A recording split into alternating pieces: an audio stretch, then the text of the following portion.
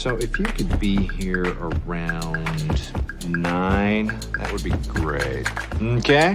Well, listen here. Hello, and welcome to 90 Day Fiance Okay. I'm Mr. O, and today, Ms. H and I will close out Season 7 and discuss the two-part tell-all. We'll discuss some questionable and perhaps dangerous fashion choices, a bunch of riled-up remote interviews, everyone's reaction to Soulmate Gate, and discuss who is more annoying between Mike and Natalie in their fight. Since this is the episode where we'll be graduating the Season 7 casts, we'll also award some senior superlatives and close out with our power rankings. If you like our show, please leave us a rating and review and check out our other podcast, Love After Lockup, haha, okay. And if you like that podcast, go ahead and give it a rating and review too. Okay, stay tuned and enjoy.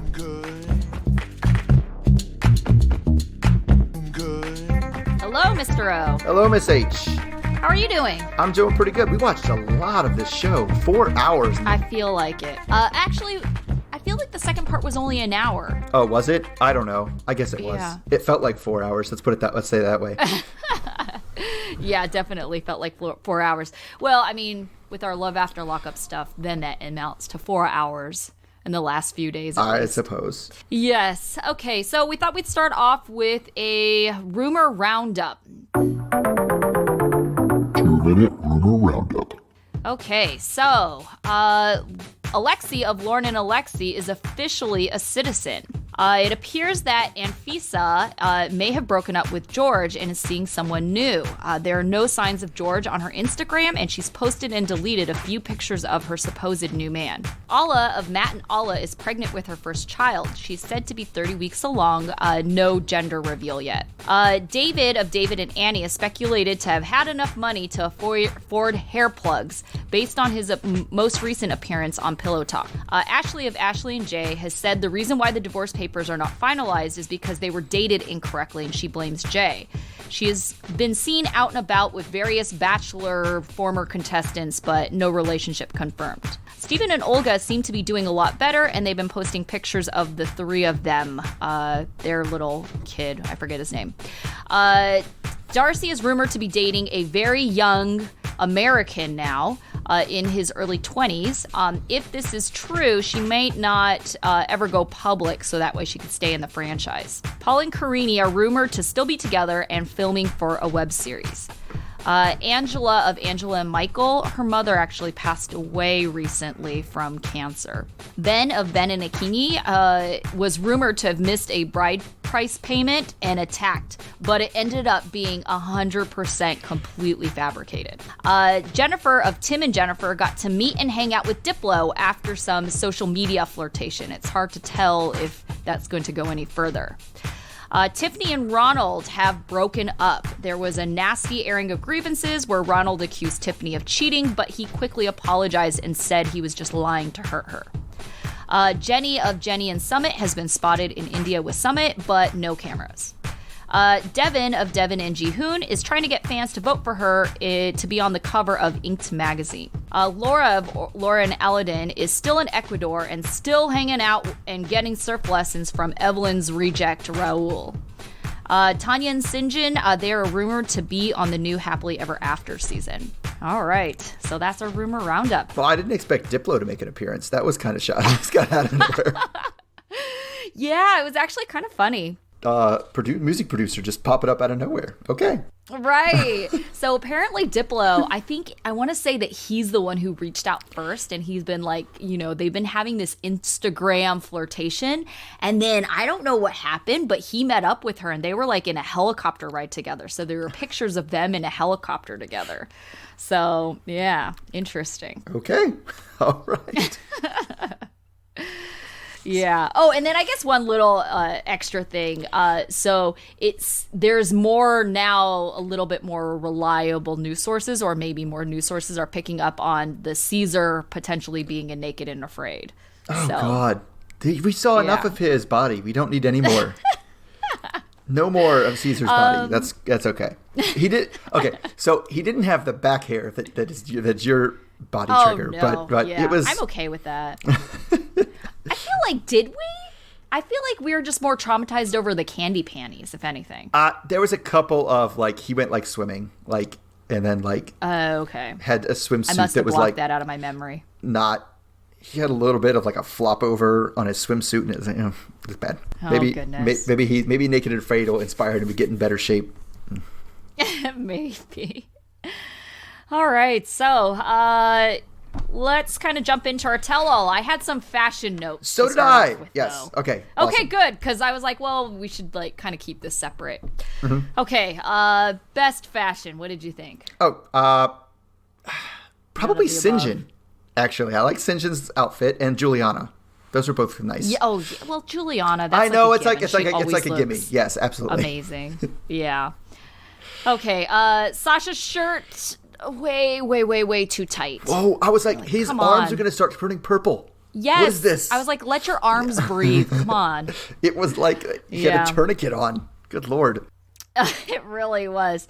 Angela, like, what is up with her weirdo pants? She is really into this, like, I don't know. It's kind of almost like jersey bell-bottom type pants she always wears.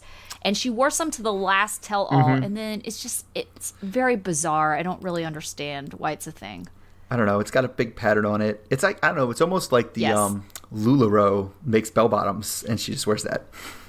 Yeah, it does kind of look like LuLaRoe a little bit. And this was kind of like a more subtle tie-dye. It was like a swirly pattern Right. of yellow and blues. I didn't know what Yeah, that not sweater really into was. That really super loose knit sweater thing, fishnet. I don't know what that was. Oh, yeah. But I will say her face is looking really good. Sure.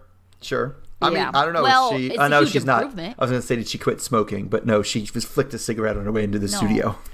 I was going to say, she just got a ton of Botox. I mean, Well, she's yeah, proud of that it, too. right? But you'd think if you just Yeah. got a ton of Botox, that's the time when you'd be like, maybe now that I just fixed this is the time to like slow it down. Oh, I don't know. I feel like people get like lipo, right? And then just continue eating. It's like they just don't want the appearance of looking fat. Well, how They don't many wanna people? How change many their people do you know habits. that are trying to have their second like stomach surgery to be like, well, I out ate the first one, so let's do this again. Oh, yeah, that's so true. Okay, so necklaces. There were some necklaces going on. Tanya and Sinjin, did you see their matching rock necklaces? Healing crystal energy things. Yes, I did notice that. Yeah, so apparently that, I believe, is what Sinjin is trying to sell right now. So remember there was that New York Times article, and Tanya and Sinjin are both trying to sell some stuff and use this as kind of a platform to get potential customers. And so I believe those are the necklaces that Sinjin have been making. Okay. Angela was wearing her Michael necklace. Yeah, I noticed but that. It kept flipping over backwards. Kept saying like Oh, God. What do you think of Blake's contacts? I didn't notice his contacts. Really? Because What? I was way too distracted by him no. stealing Will Smith's blazer from Fresh Prince when he used to wear it inside Oh, out. gosh, that's kind of true. His little smoking jacket or whatever, Yes, the it velvet looked smoking exactly jacket. like that when Will Smith went. How did you miss his blue contacts? Because They were I was so creepy. distracted by that blazer. I mean, it always is creepy. no. I am not.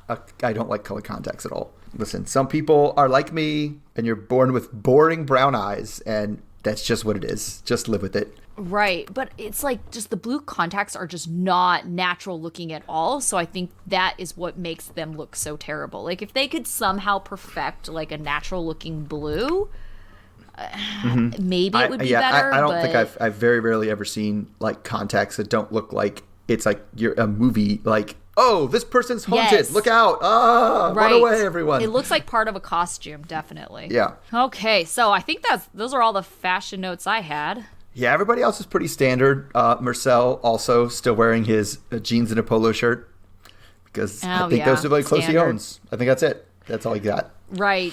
Anna, I thought, had a very pretty dress on this time that actually covered her ass. True. I think the dress actually came to her knees. Yeah, it was nice. And then Marcel was actually holding, it looked like a rosary in his hand the entire time. He was playing with it the whole time. It was on his arm sometimes, and sometimes he was playing with it. I don't know Yeah. what it was.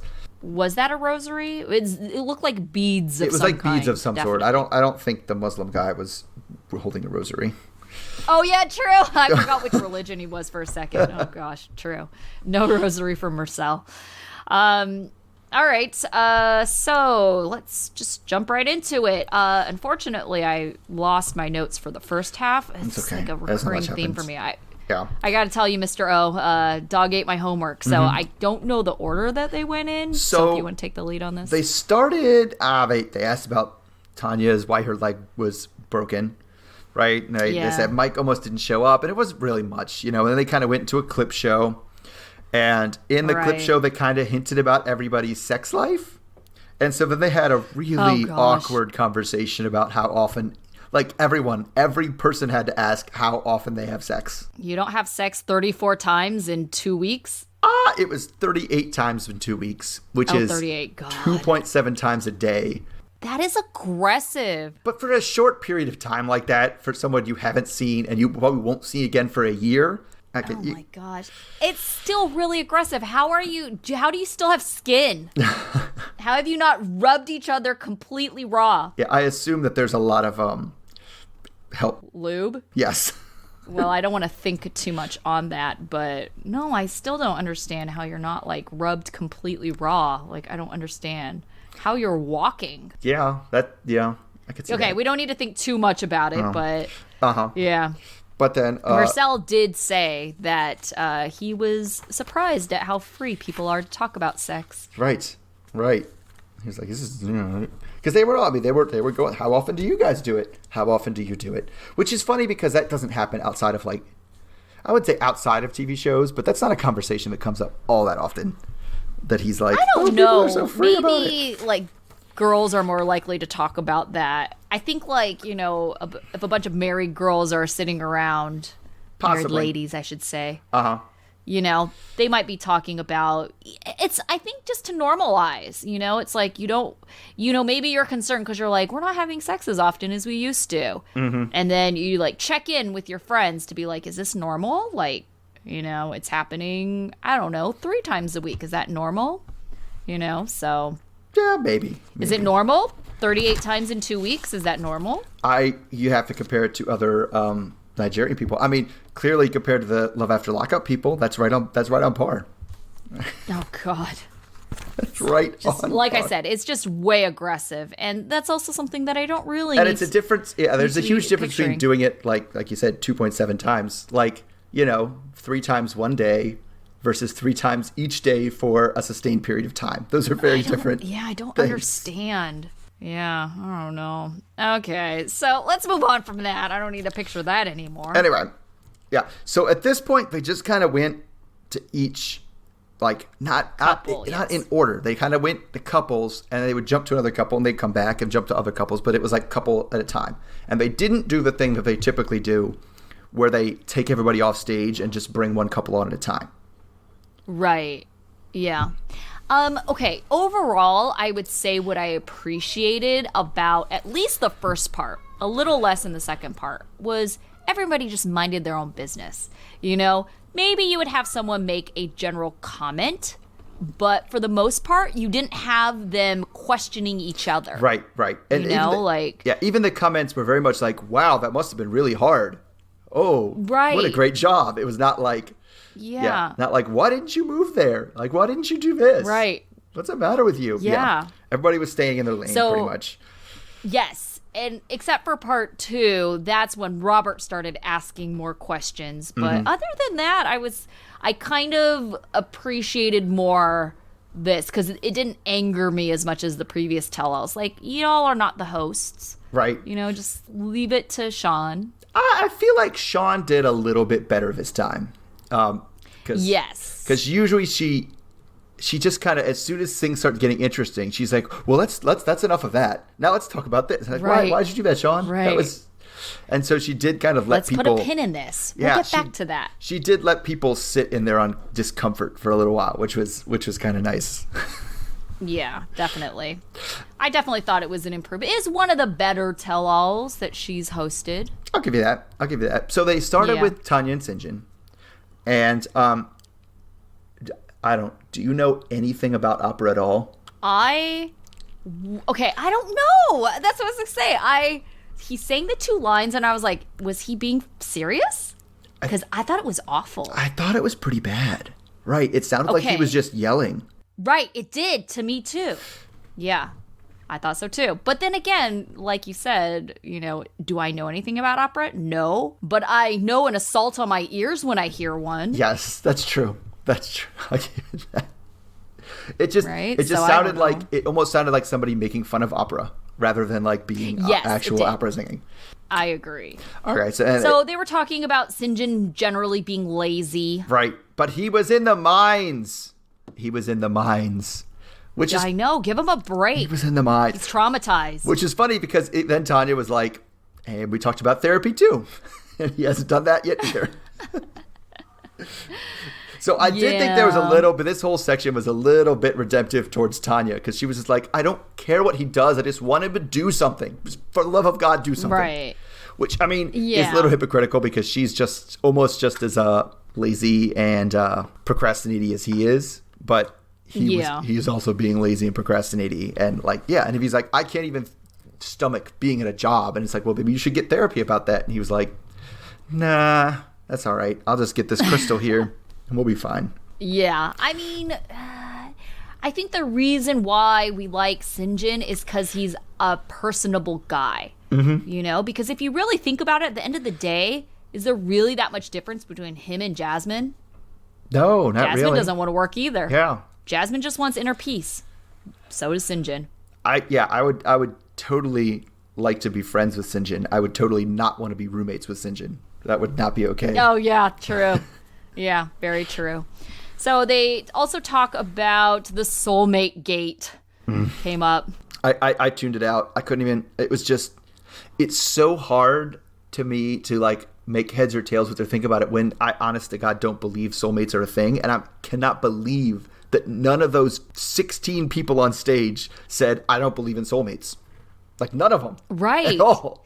Well, I kind of feel like you almost have to be in their position. You know what I'm saying? Like, they're all very romantics. Like, why else would you be on 90 Day Fiance and really feel like, you can find romance in these kind of, like, unconventional places? Unless you have this romantic side to you. And people who think like that tend to believe in soulmates. I guess so. Because I guess you only would do this. You would only put yourself what these people put themselves through if you truly believe this is it. This is the one that has to be. It can't be anybody else. And either that's through desperation or the idea of like, nope, I found my soulmate. This is who it has to be. Yeah. Robert he could not fathom, like a different definition of soulmate. And he was just like, on the struggle bus, you could tell he was just like, "What? That's not what." He was, How could you very. Well, I think so. Yeah, he just could not understand when he's like, "I have a different definition of the word." Like, no. But the one thing I do agree with, and I can't remember who said it specifically, is I don't care if you have a different definition of soulmate. Okay, so say even if you believe you have multiple soulmates, okay, and that, a soulmate just means someone you have a very strong connection with. Mm-hmm. If you've identified someone as your soulmate that is not your current partner, but you're marrying your current partner, I don't care what your definition is, doesn't that kind of go against, like, I don't know, or say something about how you feel about that person that you're marrying? Yeah, I don't know. That's the part that I don't get. Okay, this is weird. It almost seems like Tanya thinks of soulmates as like your emotional virginity. And once you pop that soulmate, once you have that one soulmate, that's it. They're your soulmate. They might not work for you anymore, and you might grow apart. You might fall in love with somebody else, but you've been tied, and you can't sever that tie. Like, it's done.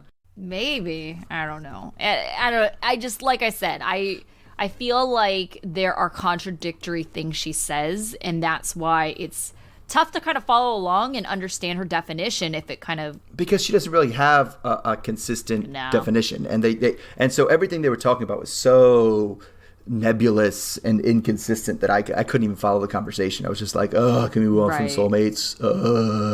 Okay, we'll move on then. Yay. So the next thing they talked about was their whole kids timeline. Yeah. So we had this prediction in an earlier episode, and I think we both had agreed upon we think they're going to last 2 years. And then my prediction was that in about a year, she's going to really start putting the pressure on. Right, for babies. To have kids. Yeah. Yeah, and then it's not going to happen in that year. He's going to drag his feet, and then she's just going to get tired of it after a year and move on. At least he recognizes that, like, especially with the job things too, is he really prizes his freedom, and he recognizes that if he has kids, he doesn't get to have his freedom anymore. Like, that's something a lot of people miss. So at least I give that he gets that. But it was just so dumb of them the whole way along to just be like, you know, after like the third day they were together, they're like, well, let's put a pin in this kid conversation. And then never took that pin out, and they just got married.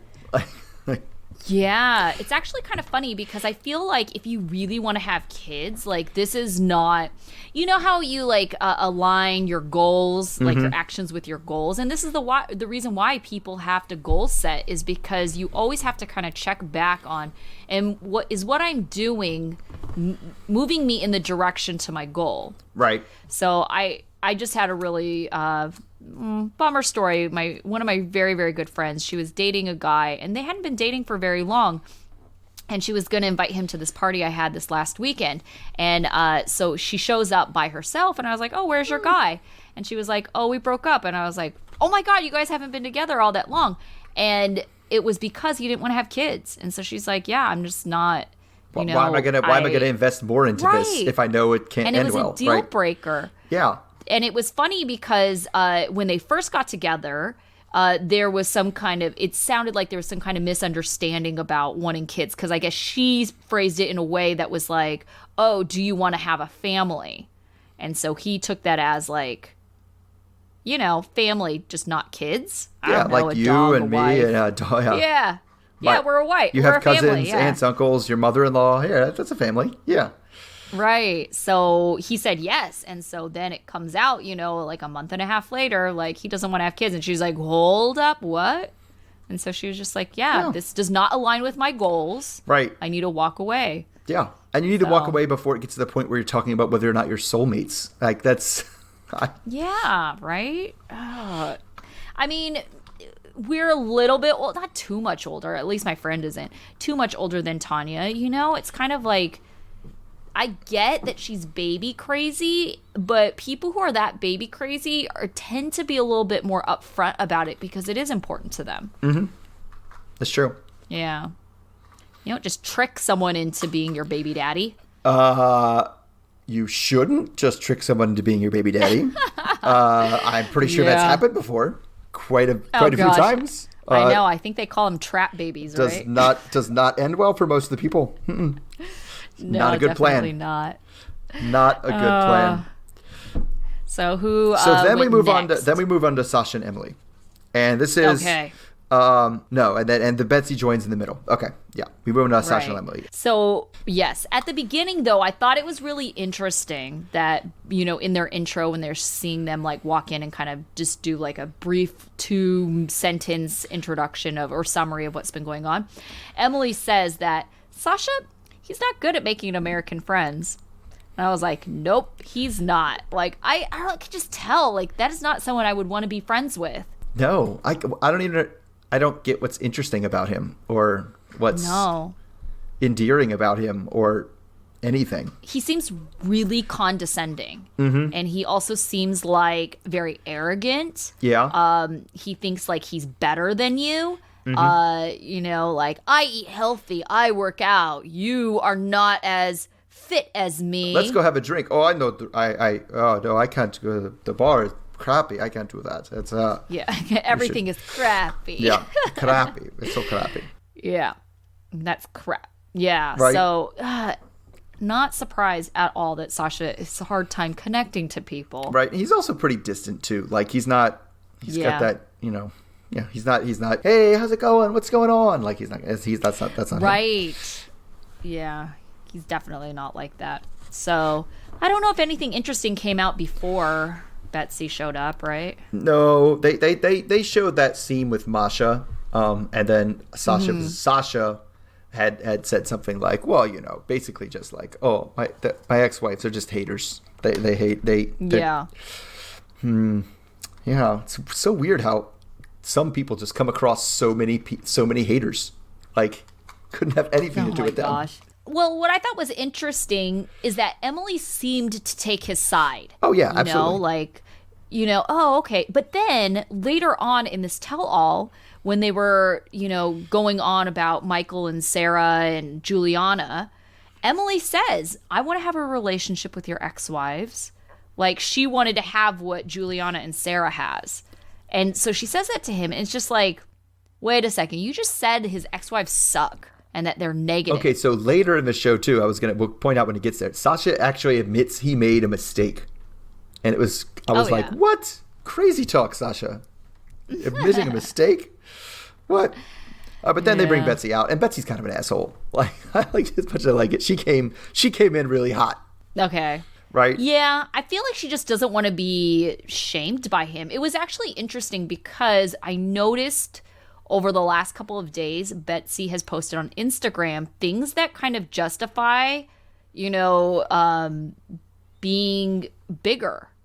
You know, like she pretty much, I think she put a graph of her weight or something like that. I don't know how she was tracking her weight. And it was like this graph. And she kind of like pointed out that she's been the happiest during like this weight, you know, instead of when she was skinny, at least lighter, I should Skinnier. say. I don't think she ever is as skinny as Emily had been. But then it comes up with that. And that was just, Emily's super skinny. Emily's relationship with her weight is concerning and sad.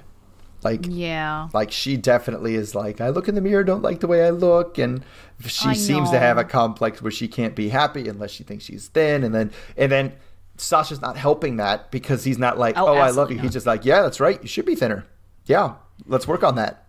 Like, yeah, just complex. They brought up a very interesting point about how Sasha associates skinny with healthy. Yes. And I thought that was, you know, like I said, interesting because it's true. Skinny is not always healthy. I mean, it's definitely a sign of health, but it doesn't in itself mean that you're healthy because, yeah, I know people who have off the charts cholesterol, but they're skinny. Well, I'll tell you what, because they naturally if you want to lose some weight pretty quickly, take up smoking. You'll lose some weight. Yeah. Right. Yeah, so I agree that he just cares about how she looks and that he doesn't really care about the health part. Right. Like, I think if you were to have him decide, okay, she can be really skinny but sick all the time, or a little bit heavier but healthy. He would reject your premise. Skinny. If you're really skinny, you won't be sick all the time. Like, that's true. So that wouldn't be an option. Well, he doesn't know. He doesn't have a degree. He doesn't have a degree. That was pretty funny. I like that. Because he had something. I know of the nutrition. I know what to eat. And she was like, what degree do you have? You're a personal trainer. You're not a nutritionist. And now a lot of personal trainers are nutritionists, and they do have training with that. True. And that's awesome. Sasha does not. Yeah, definitely not. Because we had talked about this before too, you know, like just even his understanding about muscle loss. We were just like, how much do you actually know? Yeah, when he said he hadn't worked out for 2 weeks and lost 10 pounds of muscle, that part, yeah. Right. So we were questioning his actual biological knowledge back then. Right. You know, he might know which exercises to do to tone up certain muscles. Mm-hmm. I feel like that's where his expertise lies. Yes. But I don't think he really understands, like, the science part of it. Mm-hmm. All right, I think then they hung up on Betsy. So I feel like production, based on all the remotes, right, all the people that weren't there, I think they were juicing those people up, man. Like, everybody came in ready to fight and ready to go. I feel like the production, like, before they put them on the camera was, like, really, like, not triggering them, but triggering them. That is true. Kind of looking back on all of our guests, they all seemed angry. Yeah. I think they were like, remember this? What about this? How did you feel about this? Okay, go now. Put them on. Let's go. Like, you stop telling my sister she's fat. All right, so then we get Michael and Juliana. I would say that for the most part, other than the very first tiny bombshell, Like, it was just kind of boring. It was. Because they're just, like, so normal, you know? Right. And they didn't even, like... And we thought we had something juicy, and they really milked it. I was actually very mad at production because they made it sound like when Sean was like, was there any infidelity? They made it sound like Sarah's response was, I'll let Michael answer that. Right. Whereas that was her response to, why did you too. get divorced? So I was mad about that. Right. That was frauding. Yes, they definitely cut it out of order. Yes, I was annoyed by that as well. So at the very beginning, it was just Michael and Juliana, and it really seemed like the only thing that came out then was talking about how Juliana's family is so expectant and of them to provide for the family. And so when they don't provide, they get upset. And so pretty much it comes out that they're not even talking to Juliana right now, even though they're taking her money. She is still paying the bills. Yeah, she's still paying the bills over there, and they don't care. They're still going to not talk to her because she's not providing as much as they want. Right, or as much as they think she can give. It's kind of like, that's kind of like the, you know, in communities where people, it happens a lot in poor communities, where everybody has to bind together just to get by, right? When one person, and you give, and you have to give everything to the community. So when one person manages to get out and like make something for themselves, they're still expecting, why haven't you given everything up? You're supposed to give everything up. Why are you still holding stuff? This is unfair. And that's what you get. It happens a lot. That's so unfortunate. It's weird for me to think that happens just because I don't relate. You know, like my family wasn't like that at all. Everyone had kind of like their own little pot of money. Right, because everybody had their own little pot of money. It's very different if you grow up in a situation where it's like, and we're all in this together, and then you feel like somebody is betraying that deal. Especially when you're like one, because they hit it big, and they're way better than you guys, and you're supposed to be like, oh great, now we all hit the lottery, and it's like, no, actually I just hit the lottery, and you guys can still live in Brazil. And it seems unfair. Right, because even if they're providing more than you had before, they still have more than you, and so it's that that part of it that hits it off. Yeah, it's tough. It just sounds like a really terrible situation, especially for Juliana. You know, it seems like they're not wanting. I don't know. They have a roof over their head. They have money for food. Right. I mean. Oh, I feel real bad for Juliana. Absolutely. Right. So Sarah comes out first, and they talk about the demise of Sarah and Michael's relationship, which, I don't know. This made me like Michael a lot less. Oh, yeah.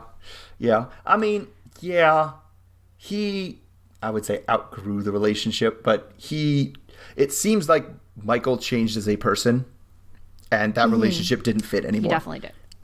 Right. Well, okay, the thing that really bothered me about it was, so he says that he was traveling a lot, but, no, actually, Sarah brings that up. But he said he just wasn't free in the marriage. And then Sarah was just like, I never stopped you from doing anything. You still traveled. Like, it's bullshit that you didn't feel free.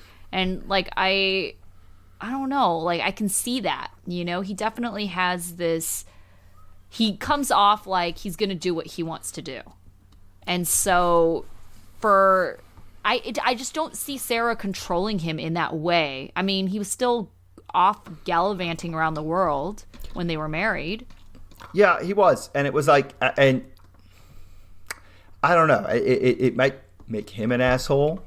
It probably does make him an asshole. But at least he was upfront of like, yes, if he recognized that's part of the reason. Because you have to remember, this divorce is a really amicable divorce. Like, they are good. So it wasn't like there was issues, but they weren't bitter about it, right? I don't think he thought, I think he's like, I felt trapped by the marriage. And there was nothing she could have possibly done to make me not feel trapped by the marriage. I was just, it didn't work. I don't think he was like, it's your fault I feel trapped in the marriage. He was like, no, you did everything you possibly could, and it still wasn't working.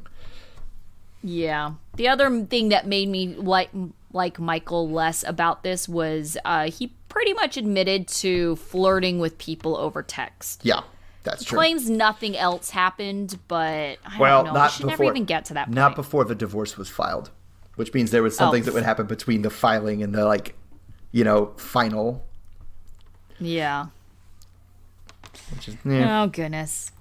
So that's pretty much all they had between the three of them. And then good old Max and Cece come out. Yep. And shaking hands and shaking kissing everybody's babies. hands. Oh man, he just hello. I'm Max. I'm Max. Hello. Good to meet you. Yes. He's gonna be a politician. Although I kind of felt a little disappointed in Max and Cece's personal judgments. Yes, me too. But okay, at the same time, I'm kind of not surprised. So, like I said, I think Max, future politician. He knows how to schmooze. He knows how to network and stuff like that. The reason why he picked Tanya and Sinjin is twofold. One, Tanya and Sinjin actually live in Connecticut. So I believe that they've actually met up with them before. Okay. So he might have had like an actual personal connection with them before, meeting all the other couples. Okay. Two, I think he knows that Tanya and Sinjin are happily ever after. So it's kind of like who's going to long-term benefit, him kind of like being in their network than Tanya and Sinjin. Like I said, I also politician. feel like Tanya and Sinjin are on social media more than most of the other couples. Yes. And he would be aware of that. He would definitely be aware of that, even if he's not aware of happily ever after. Right. So I feel like that answer was very calculated and not necessarily based on who he likes the best. Well, I mean, who would you say? Like, if I That's put myself true. in a All situation, people are like, very terrible. there's glaring flaws about every single one of those other couples that you look at, that's just like, very true. And you can't pick your parents because right, his family was definitely the most normal. right. It's like, do I pick the one where the porn grandma was screaming at everyone? Or That's the part where Max says, "Can I just kill myself?" yeah, Is that Exactly. an option? Yeah. So Cece picked Mike and Natalie.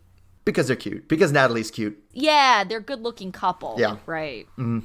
But they were like, that was the other thing that annoyed me through this whole tell-all. Are they a couple or aren't they a couple? Oh, It's so like, oh my and gosh. they kept coming back Quit to it. teasing it. Yeah, that Yes. was it. Yeah, we'll get to the. Oh, we'll get to that. Let's get to that. Moving on. Yes, moving on. So then it was Robert and Annie's turn, and blah blah blah. Gosh. Robert's cheap, like, and then he tried to play it off like, oh, taking her to the Goodwill, that was a test. That was a test. I wanted to see what she. That so annoyed me. No, it wasn't a test. Come on. Yes. He said it was a game. And I was just Why like, are you playing oh my games? gosh. Yes. Why are you playing games? You're going to troll Annie over a whole thrift store thing? Like, that I don't believe for a second. So they did that, and then it was funny because it was another one where they kind of went through all the couples, and I thought it was amazing because they talked about the Facebook stuff, where like deleting your old stuff off Facebook or not, and it almost seemed like every single couple had one person who was like, I didn't even think about that stuff. Is it up? I guess so. Who cares? And another who was like, how do you know how to take everything down immediately? So I just thought it's funny how that Right. dynamic like exists like everywhere. Yeah. Because we had that same fight. I was on, I don't even know what the hell's on my Facebook, and you were like, why don't you just delete everything? Like, Yeah. I'm on Team Scrub. Scrub everything. I'm on team don't look back. Don't look back. Yeah. I would say that I'm very careful about that. I never post pictures of any guy that I'm ever dating. And so I always tell people, because, sometimes I'll post a picture of me and my Yeah, friends. yeah. And it's usually, a guy friend that's just the two of us. And so people will think like, oh, I saw you having a picture of a guy. Are you dating someone? It's like, no, you can be sure that if you ever see me with a guy, that guy is so far friend zoned, it's not even funny. Now, he doesn't have to be friend zoned. He could also be happy just being your friend. That doesn't. Oh, yeah. Oh, yeah, that's true. No, but he's in the friend zone, like so far deep in the friend zone. But Right. yeah. Okay. Yeah. We all want him to be there. Yeah. Yeah. Because that's always been Okay. something that bugs me as a guy is the idea of it like, if you are friends with a woman, she put you there. Like, otherwise you wouldn't have been friends. Like, that's not. You just automatically be hooking up with anyone. Yeah. who's Otherwise, available. yeah. Anybody, you would, if she didn't make that happen, you would clearly be hooking up with them. It's like, but no, that's Oh, not. gosh. No. Yeah. I true. could choose to be True. friends with Fair. someone. Yes, fair. So then they kind of do a recap too of porn grandma asking about birth control. And so it comes out that Annie, she wants to have a child with Robert, and they're concerned. Yeah, that was as bad as they looked before. They're even worse because they're like, Yeah. this is zero sum. Anything that new child gets is taken away from Bryson. And it's like, that's That's not how it works at all. Well, I don't think they worded it correctly, and I think this is like somewhat a valid concern, is not that they're taking away in terms of like things, but I think it's always kind of in the back of anyone's mind that if you have kind of a situation where, the people who are together have their own child, like feeling like, that they're somehow going to love their child more than the one who's just like the half sibling. Mm-hmm. No, so yeah, I I've could heard see that being a concern, because it's like, well, if, Annie has a child with Robert, then it's going to be their child. And so that could take away from like the attention and love from Bryson. But they didn't word it that way. I'm definitely making a logical leap here. But yeah, the wording basically sounded like, listen, you don't have enough money for 2 kids. And so all the money is going to be taken away from Bryson. Like they did not acknowledge that a new brother or sister could enrich Bryson's life in any way. They were just like, no, we don't care about that kid. Why would that's off the table. Right.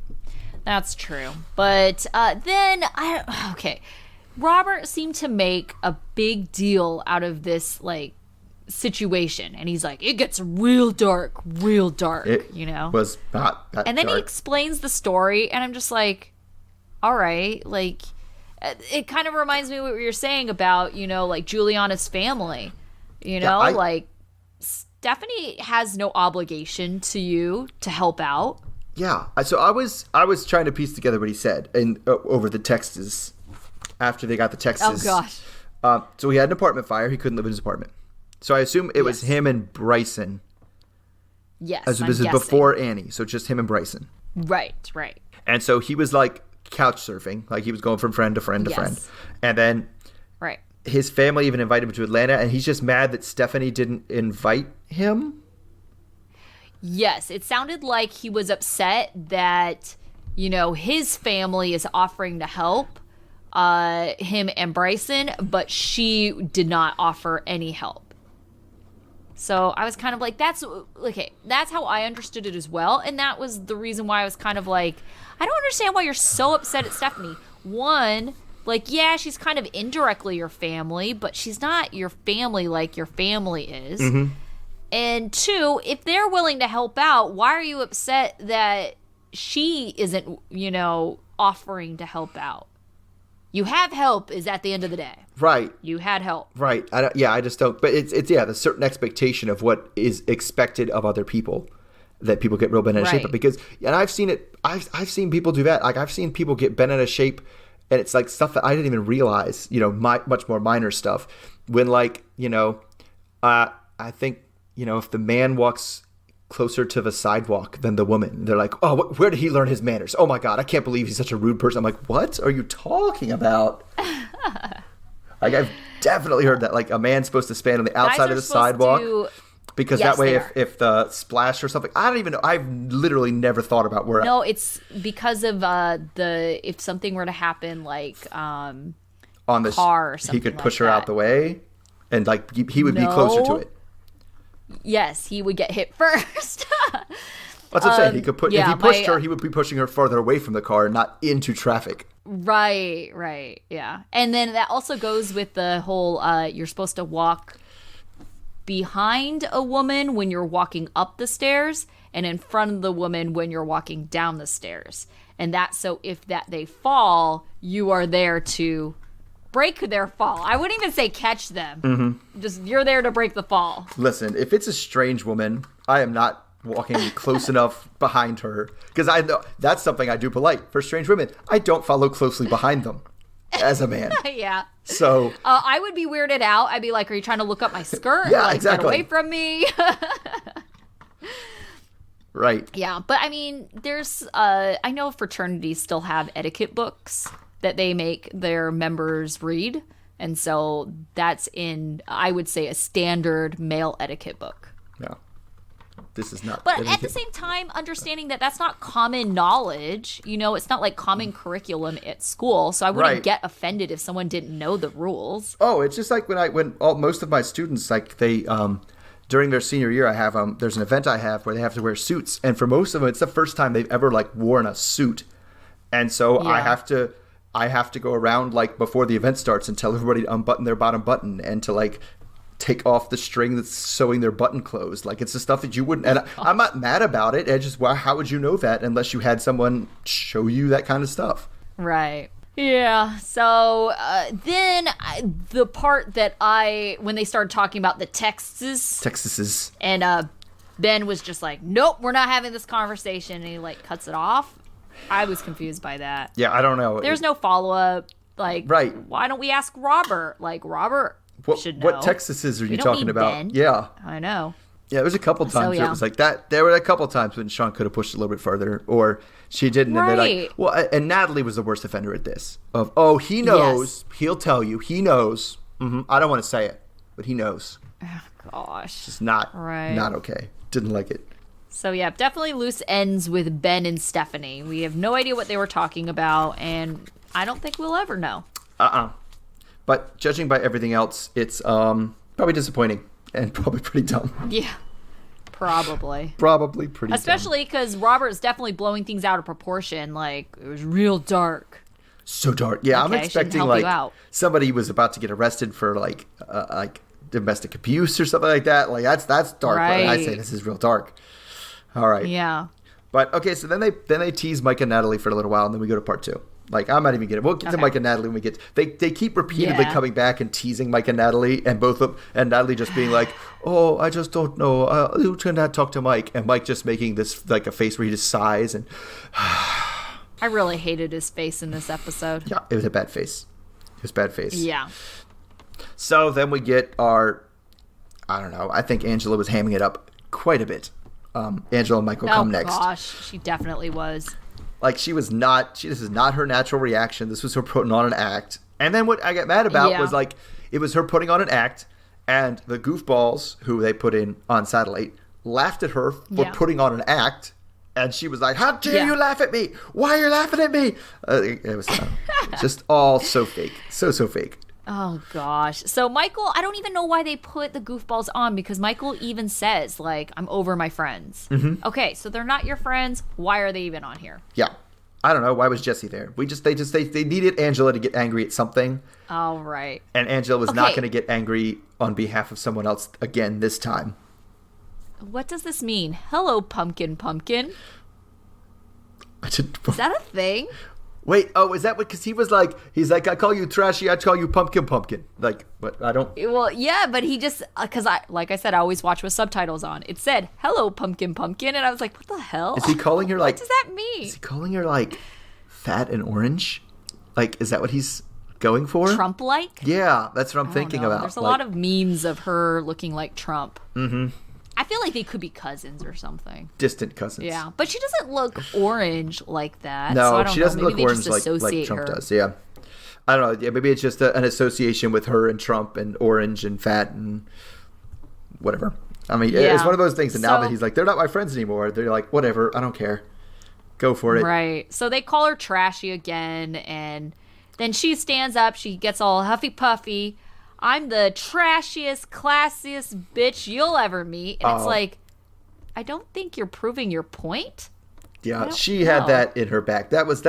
Remember when she had K1 or K Dunn? Like, she had that. She had that written down in a notebook somewhere. She's got a notebook full of Angela-isms I'm gonna bust out on the show. She wrote that one a long time ago. You can kiss my trashy ass up. Like, shut up, Angela. Yeah. What I don't understand is that, why is she getting mad at them for calling her trashy, and then she's calling herself trashy? It's like, that makes no sense. It doesn't. I don't know. But she's classy trash. I don't even know. I couldn't get past it feeling like it was just a big act that like nobody was being serious about. Well, then she starts going on about get them off the TV, because she's just like, I'm here. You switch them off, or I'll leave. Because of me. Yeah. Yeah. Like, you wouldn't be here if it weren't for me. Because she did that mom thing. She didn't say it like the mom thing. Like, I took you into this world. I can take you out of it. She was like, I brought you on here. I can take you off. Right. They're like, listen, we're drunk and we don't care, Angela. Like, fine. But I thought it was funny that Sean was laughing. Sean is just like, oh, God, this woman. Well, she was trying to laugh, and then she was like, no, Michael, please, no, we'll take care of it, Michael. No, we'll. And I was like, Yeah. So Angela says that she has been insecure in the past, and now that Michael has stuck with her, she isn't going to let him go. I'm just like, oh, God, Michael, you should be scared. Yeah, scared, man. Watch out. Yeah. Before she was pushing you away. Now you're not going to be able to get rid of her. Yeah, she's putting her trashy ass right clinging to you. Yep. All right, so then... Hello, pumpkin for the rest of your life. Hello, pumpkin. So then we go to our other... And this is the one... This is Blake and Jasmine next, right? Uh-huh. And this is the one where I feel like the remote people were primed the most. Yes. Like, they really Definitely. primed them to come in hard and mean. Just mean to Jasmine. Yeah. Right. I was going to say that Rita always seems so friendly, like when she was on the show before. Mm-hmm. So it is interesting to see this kind of not so nice side of Rita. Yeah. And they were both just like demanding, you know what? Jasmine just needs to be a different person. Like, she just needs to completely change everything about herself and just be totally extroverted and hang out with us. And if she can't do that, then she's not trying. I was like, well, okay. Well, I kind of have to agree. It does very much appear that Jasmine does everything that Blake wants to do, and that Blake doesn't do anything that she wants to do. She wants to do daytime things. Can we do daytime things? Yeah, that's true. I kind of think, like, just thinking back on their segments this entire season, like, it's definitely, like, revolving around his world, but at the same time, it's kind of like she moved here for him, so I don't know if she should be expecting it to be much different. I mean, yes and no. Like, but the way she said that in the show, she literally did say, she was like, I would love to hang out with your friends and do daytime things. Like, I think if she went to, like, you know, if they all together went to a yoga class and then had some tea afterwards, she'd be like, this was amazing. And she even says it, like, in the show. I think if she was like, can I go to yoga class and have tea with just Rita? Like, and then I'll do something with just Everett. Like, I would be totally fine with that. And then I would come out of my shell and we would talk to her. But since they always insist on doing everything as a big, giant group, I'm totally uncomfortable. Like, she even mentioned how uncomfortable she was sitting in the circle at the tell-all. She was like, this is a nightmare. I saw that. I wonder if she has some kind of, like, social anxiety issues. She certainly does. I mean, and they say that's just the way Finnish people are, but I feel like she's... I mean, maybe it's because of her background, but she definitely has some internalized social anxiety. Like, she just... And it does come across as that. It can very easily being socially anxious, and so kind of, like, you know, going into your shell and, like, protecting yourself can very, very much look like arrogance and, like, oh, I can't even deal with these people, and just, you know, condescending. And it's really just you being super, super shy. Like, it's like they've never met a shy person before in their lives. Right. I kind of almost wonder if she was a little bit more self-aware, or, like, could identify if that's something that she has and told Blake. If he would be a little bit more understanding and not put her in these, like, uncomfortable situations. Well, the other thing too is people who tend to be extroverted like that, they kind of just think, well, what you just need is more practice, and we just need to put you in more of these situations, then you'll get comfortable with it. Yeah. And it's like, she's 28 years old. Like, it's not like she's never been in a social situation before. She's experienced it and knows what she likes better. Right. It's just, I think at the end of the day, I don't, like, hate either one of them, but I just find them to be a very odd match. Yeah. Like, these two people should not be together. Yep. Yeah. Yep. Okay, so that's all them. Do you have anything else to say about them? It's just kind of like that. No. Jasmine's hard because, again, she's uncomfortable and she doesn't want to talk very much, so there's not much to say. Like, right. Okay, so then we get to Mike and Natalie. Whew. And there was a long time to say very little. Just because they both did that, oh, gee, I don't know, gee, oh, he knows, oh, gee, It was like that for like a half hour, I swear. And then everybody else trying to, like, coax it out of him, especially Robert. Robert got the most aggressive about it. Yeah, he was just like, do you love him? Yes or no? Right, and it was like... Like, I just need to know. It's like, someone already asked that. Yeah. They already kind of answered it as much as they're going to answer it. Right. You think they're all of a It's sudden like, going to change it because if you're their answer asking was, now? do you love him? And your answer is like, it's complicated and I don't really know what I'm feeling right now. He's like, straight up, no. Yes or no. And you're like, That's just what happened. can't give you a yes or no. Right. So their visa still hasn't come through. And so they kind of do these hypotheticals. Well, what if the visa goes through? Natalie says she isn't sure. It was funny. They brought up his ancient aliens. And then they go around and start asking people what they would think of that and ask Annie for some random reason. And she was just like, and she this just is laughs. fucking weird. Like, she didn't say that. She's like, I don't know. What are you talking to me about?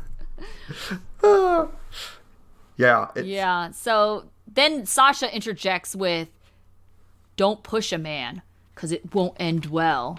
You know, when they're talking about religion. Yeah. It's like, yeah, Emily, listen up. Listen.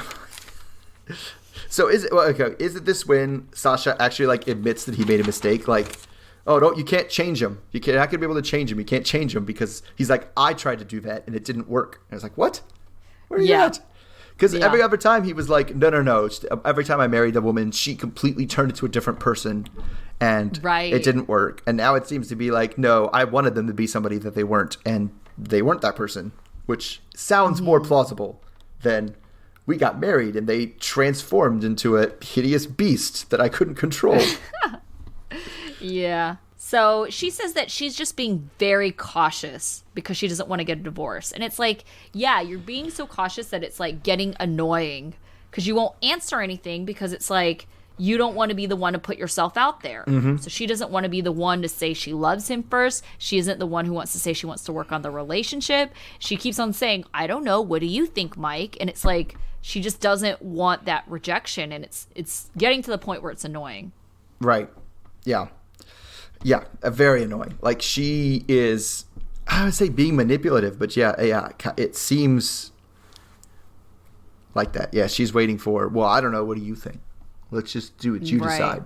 And that way, because once you do that, then you have the upper hand. Once he's the one that wants to get back together, then it's you that can decide if you get back together or not. It's not you asking something of him. It's him asking something of you, which is what she's waiting for. Right. Okay, so it finally comes out, like, what she's upset about. And it's like, okay. So how I understood the story is Mike has a BFF that's a girl. Yes. And he claims that he has been friends with this girl forever, that they are such good friends that when his friend was engaged, that she asked Mike to be the best... I always say man of honor. The best man... The man of honor? Yeah.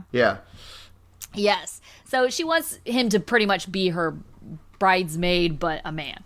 And so he is accepting of it, and then it's supposed to be the night before the wedding, and he goes out there to stay at her house, and he claims that he was under the impression that it was going to be her and her fiance staying at the house, but it ends up that the fiance was out with his groomsmen, and so he wasn't staying at the house. As is traditional. Like, that's the way it usually works. Right. Yeah. So then Natalie is implying that something happened, even though Mike is adamantly insisting that nothing happened, that they're just friends. And Natalie just kind of alludes to, well, if you knew everything that he had told me, you wouldn't trust him either. And then never says anything that she doesn't told say him. anything. She's like, if you know all the details. Right. So yeah, that was kind of bullshit. That was very much bullshit. Because from Natalie's side? From Natalie's side, absolutely. I permanently back on Team Mike. Like, platonic, it wasn't like a platonic same bed sleepover.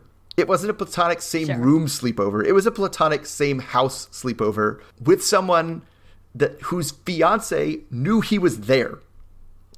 Right. Right? And so, like, and he said it, it's not like, and he didn't hide it. And he said, I called the next morning and was like, oh yeah, by the way, he didn't stay. Like, it was something that he also knew would upset her, which is that part I'll give her a little leeway, because since he called her right in the morning, then he knew it was going to piss her off and he didn't want to, like, keep it a secret, which meant that he knew it was going to piss her off the night before. And he probably should have just gotten a hotel room. But I don't know. I'm kind of over being upset about Platonic same house sleepover. Right. Okay, so my take on it is that maybe it was just editing, but I am kind of doubtful of Mike's story. I do think there is something else that kind of went on, because even the way he kind of responded to Natalie's, accusations, but kind of half accusations, he didn't say anything. He didn't try to defend himself. He just kind of was like, well, we're just friends, and just kind of went back to not disputing what she was saying specifically. And so I don't know, it just made me very suspicious that he was withholding information from us. I feel like they have had a conversation about it, and Natalie does think more things that are going on, and there's a reason why she thinks more things are going on, and he knows what he told her, but he's not trying to make it a big deal, because I could see him not wanting that to be out there just in general, because what if her fiance didn't know? Now he's screwing the two of them and not just himself. Yeah, so I just also got the impression that I don't think this woman likes Natalie, and I don't think Natalie likes her. And so that complicates it, that it wasn't just a woman or an old friend, but somebody that she was like, I don't like this woman. I don't want you hanging out with her. I don't like it. I don't like being around. I don't like you just going to this wedding. And then he's like, oh yeah, by the way, we slept in the same, I slept over her house alone. And she was like, what the fuck? What am I telling you? Yeah. And so I think that's part of it too, because especially the way she kind of hinted that the BFF had sent her nasty texts, Mike doesn't love you and he's never going to marry you and things like that. Yeah, that's crazy. But yeah, so that was pretty much what their whole drama was. So, spoiler alert, but about a month ago, Natalie was seen in Washington. And so it's unknown if she just came over here for a visitor visa or if she's out here, for her fiance visa. But they did have a camera crew. And towards the end of their segment, Mike says that he wants to win her back. And so it seemed very open-ended, like they ended this on there's potential there. Right. That's true. Okay, so that pretty much ended it of the actual things that happened. So that brings season 7 to a close. Oh, wait, hold on. Did we even talk about Anna Marcel? Oh, God, did they even have a segment? They had the tiniest bit of a segment. They were talking about... they talked about the headboard banging against the wall. Right. And then things are still strained in their relationship. Oh, they talked about how his English is getting better, but it's really not. Marcel had to demonstrate his English skills on camera. And I think it's funny. Hello, how are you? Yeah. Good job. Where is the bathroom? ¿Cómo estás? Yes. The cheese is old and moldy. And then it was funny, too, because Max, in his segment, kind of threw shade on Marcel and Anna, saying that, they need to learn each other's languages. That's kind of the advice he would give everyone. And he's like, sorry, guys. Yeah. And then I would say the most interesting thing, because, this is all old news. We all knew that Marcel can't speak English. We know Anna can't speak Turkish. We all know that they have a strained family relationship. What we didn't know is that they plan on having another secret because they want to have a child. Oh, but yes. But I assume Anna's not infertile, but she can't carry a child. Right, she can't carry one, but she can provide the egg. She just can't tote it. Maybe her and Angela should have some kind of exchange or something. Right. Yeah, right. I don't know. Maybe they could. Yeah, maybe Anna could provide the egg. Angela can tote it. You just make sure there's twins all up in there, and they can each take one. There you go. Perfect. Yeah, seems to work for everyone. Yeah. So, but apparently surrogates are illegal in Turkey. So if they really truly decide to want to have a child, they're going to have to keep it a secret. And they've already talked about, Anna's like, well, the kid will be there and it's okay. They don't have to know who carried it. It's like, oh my gosh, what is it with you and secrets? Right. This blew up in your face before. Why do you think having more secrets is going to help out your situation? At least this secret has a limited time frame. It is a 9-month secret. I mean, honestly, it's really more like, I mean, before Anna would start to show, that's like 4 months, right? 4 or 5 months. Oh my goodness. That they have to keep it a secret. It's not like the kid's secret. They were like 10 years. I think 10 years when you can visit Turkey. Like, what? When my parents die, then we can go. Then we'll be good. Oh my goodness. They're just the worst. They just need to stop. Yeah, very much so. Yes. Yeah. Okay. And now I think that covers the tell-all. All right. So at the end of the season, we're going to do 2 season-ending things. We did one of them at the end of when we did The Other Way and Before the 90, when we first started the podcast, and that is to give out senior superlatives. Yes. And then when we were doing Classic at the end of every season, we started power ranking all of the main cast. So we're going to do both of those things. So I think we should start with superlatives. Okay. So, best dressed. I feel like we agree. It's Juliana. Yes, of course it's Juliana. Yeah, okay. I knew she had you at that one flowy dress when she talked about Bob Sponge. Oh, yes. That was amazing. That was the fact that you noted that. I was like, okay, yeah. Mr. O, he's really into Juliana. Fashion-wise. Oh, yeah. Specify. A little young for you. Worst dress. My worst dress. I think we might be the same way on this one.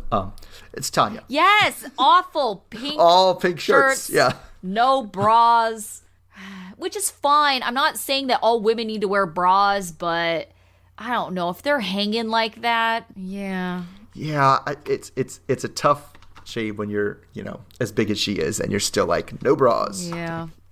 Right. Weird pants, weird patterned pants half the time. Uh-huh. Mm-hmm. I don't know what's going on. Giant crystal necklaces. Yeah. Oh, yeah. She's got it all. Right. She's got it all. Okay. Your couple most likely to succeed. This was hard because, again, there's glaring flaws with all of them. So I went with Michael and Juliana. Yes. I did too. Okay. Oh my gosh, we were like eye to eye on all of this. Okay.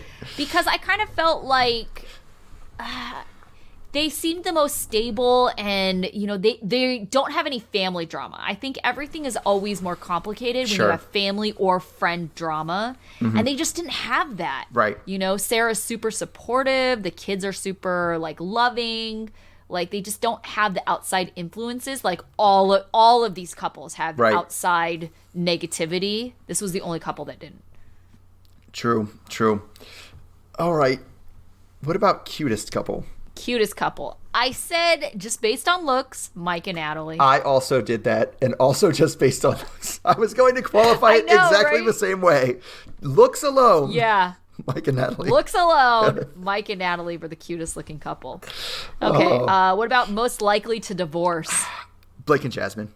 They're just interesting. They're just 2 completely different people, and I can't see how that works beyond a really small time frame. I put Tanya and Sinjin. I just feel like they're gonna keep it together because they're gonna be on Happily Ever After, but after that I feel like all bets are off. Yeah. I mean, there's a lot of candidates, all of them. Well, I mean, two of them. I mean, is at the time of a tell-all, 2 of them weren't even married. Right, so we were down to that, and then I could see Robert and Annie breaking up. I could pretty much see them all. Definitely Anna Marcel breaking up. I could see a lot of it. Right, but I feel like especially with Tanya and Sinjin, they don't even want the same things from life. True. And that's such a fundamental issue that I just don't see this lasting very long, unless it's 100% possible one of them could get on board with what the other person wants. But it's going to require pretty much Sinjin to make major compromises. That's one way. There's only one way that works. Exactly. Yeah. Exactly. So, yeah, who knows? All right, class clown. Angela. She's Angela. It epitomizes class clown to me. Especially the part, because when I think of a class clown, I think of someone who is kind of a joke of everything, but they also try way too hard to be funny. She just tries to come up with the clever lines, and she gets up and is performatively angry about kissing my ass and the things. So I was like, yeah, that's my class clown. Actually, okay, so that's clown. interesting. Yeah, I interpreted class clown as kind of like village idiot. And who is our resident village idiot but Marcel? But Marcel. Okay. It's, just simple, kind of like, doing things that people would make fun of you for. Yeah, I can see that. Yeah. I can see that. Will not argue with that. All right, I feel like we're going to have the same one here, though. The thirstiest couple. No, I don't know if we have the same one. Oh, I know who I have for this. All right. Okay. So we interpreted thirstiest couple as the couple that we would either try to see again, either on a 90 Day or some other reality show, or probably just hawking stuff on social media. Right. The ones who Is that how you interpreted it? Yes. The ones who are going to try to extend this 15 minutes as long as they possibly can by any means necessary. That's the thirstiest couple. Yes. And so I think I have an idea of who you would pick, but I went a different way. Okay. And it's only mostly because of I picked Blake and Jasmine. Blake is trying to capitalize on this show to try and make something of his record label. And Jasmine, like I get it that she's like quiet, but the only thing she wants to do is be an Instagram influencer. Yeah. It reminds. So she that's kind why of I reminds picked me of. Okay. She reminds me of. Did you see? There was a really funny video going around a couple weeks ago where it was a video of some like Instagram influencer in a aquarium, like reaching up and like looking like she was touching the fish and stuff. And it was a video, but it was a video of them filming, so it looked really silly. Like it probably looked fine on her Instagram, but like somebody was like, look at those people making an Instagram video. So they showed that for a while, and then they went to this old fat dude like with his camera just like making a weird face and like going oh to make fun of her. It was one of the funniest things I've seen. But yes, Jasmine, Instagram influencer. It thought not a out loud but a quiet contemplative one. Oh, look at my inner peace, and here's me in a yoga pose, and go. Okay. So, yeah, I went with Tanya and Sinjin because they're hawking stuff and are going to come back for as many shows as they'll have a back for, and just out there. Yeah, and also because of the lack of getting a real job, in quotes, from Sinjin. Yeah. I would have thought of them first, but I thought I would branch out my definition a little bit. Okay. All right. All right. Most likely to ignore red flags. Oh, geez. I hope we have the same one here. I put Anna. Maybe. Okay, I did too. You made me question it. Yeah, like, come on, Anna. There was like your whole segment was a giant red flag. And then you had a chance to get out of it, and we're like, no, bring the red flag back. Come back and red flag. Oh my goodness. So bad.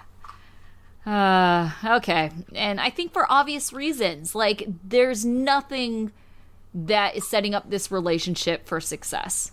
No. I'm not saying that they're not going to succeed. I'm just saying they're working against the most challenges of any couple on this season. Yes. Agreed. All right. Best parent or step parent? Okay. This one, I thought about it for a while. And I went with yes, because it was difficult. I actually think I went with an unconventional choice that I'm really happy with, and that is Annie. Annie, okay. Annie. Yeah. Because of all the stuff that was going on, and there's, Stephanie, porn Stephanie, and Robert being a jerk and things, she seemed to really, really care about Bryson. And care about taking care of Bryson. Like, she was totally fine coming in and stepping in and taking care of that kid, like, as a full-time job right away. And she was not, of all the stuff she complained about, that was never it. True. Very true. Yeah, especially after she met him. Mm-hmm. Yeah. Agreed. Although that wasn't mine, I said the best parent was Michael, of Michael and Juliana. Now, I don't 100% know if it was, because it's like, I say that because Max and Cece just seem so well adjusted, so loved, so provided for. Mm-hmm. And Michael seems to have picked a partner that is really great with Max and Cece, that they all love each other. But it's like, how much of that is Michael and how much of that is just Michael and Sarah. Right. So it's kind of like, yeah. Well, yeah, but you make a good point of the partner thing, like picking a partner, because how many people have we seen on the show that say, well, if they don't get along with my kids, I would never work out, and then they don't get along with their kids, and they do it anyway. Like, it's so... Yep. Yeah. Yeah. Oh, okay. And then we said biggest transformation. Okay. So we're going to go, because transformation is kind of open, right? It could be yes, it's definitely who open. blew up and got better than you thought they were, and who got worse than you thought they were. So right. I'm going to go with better. Okay. At the act of being redundant is Annie again, actually. Because when she first came in, it was like, oh, gold digger Annie, I know where this is. And like... Yeah. She turned out to be pretty cool. Like, she got along with Robert's sister, and she was in a rough situation. Yeah, no, she absolutely was. So my biggest transformation is Mike of Mike and Natalie. And not because I think he's a really bad person, but you went from him being this super loving, outgoing, life of the party, jovial guy from, episode 1 that he was in. And then you go from that to just like this downtrodden, depressed, like just so sad. Came in, put a smile on his face. Like it's the end of the world. Mike at the end of the season. And I think there was definitely for me, not only just kind of like a transformation in demeanor, but I think, just having those seeds of doubt. There were things about him towards the end that seemed a little shady. And to me, that's the reason why Mike. Biggest said Michael. And I was like, which Michael? Yeah. And they're like, neither of the Michaels, but Mike. Well, they're all Michaels. Okay. Yeah. Okay. Yes. Excellent. So that was all we had. So. Yes. All right, so our power rankings. This was hard. This was a hard power very ranking. Hard. Yeah. Yeah, this was really hard. The middle, I think, was the most hard. I had a lot of trouble at the bottom. Top. I had a lot of trouble at the bottom. Like. Oh, that's funny. I had trouble with the top and the middle, and then towards the bottom it got a little bit more clear to me. My middle was very big. It wasn't like actually because we are 16 people. It's tough, too, because it's like some of them, it's like they didn't really do anything wrong other than just pick really shitty partners. Yes. But part of it is like how much they pushed back against these partners. Yeah. All right, our power rankings. Who did you have for number 1? Juliana. Oh, yes, absolutely. She did nothing wrong. She's just always trying to help people. She's got a good backstory. She loves those kids. Yeah. Yeah. So after number 1, everybody else was extremely problematic. And I couldn't think of any reason to make any of them anything else. It was difficult because even the ones where I was like, they're not fundamentally wrong. It's like I have to almost make that leap that there is something wrong with them if they're picking their partner. Mm-hmm. Right. Yeah. Uh-huh. Yeah. Right. Okay. So who'd you have for number 2? I had Sinjin. I did too, and I wasn't 100% sold on it, but... Yeah. I mean... Yeah. No, I had Sinjin number 2 He was one of the ones left that I was like, I would hang out with him. Like... Yes. Okay. So agreed. We kind of talked about this earlier today. Like, most personable by far. However, what I think is Sinjin's flaws is just his laziness. Yes. Or lack of motivation. And just knowing me, that would annoy the hell out of me, after some time. But he's a cool guy, very easygoing. In a relationship, he seems like a pleaser, wanting to be a pleaser. Right. Yeah. All right. Who was your number 3? Okay, my number 3 was Blake. So, okay. Blake, they're just kind of going back to did they do anything wrong? And I can't really identify anything that Blake did that was really terribly wrong, other than wanting to include Jasmine with his friend groups at maybe some inopportune times. like when they first, when she first landed. Mm-hmm. So, but I mean, other than that, I couldn't recall anything terrible that he had done because, we've talked about this entire season. He's just kind of been boring. He's just kind of been there. Yeah, I could see that.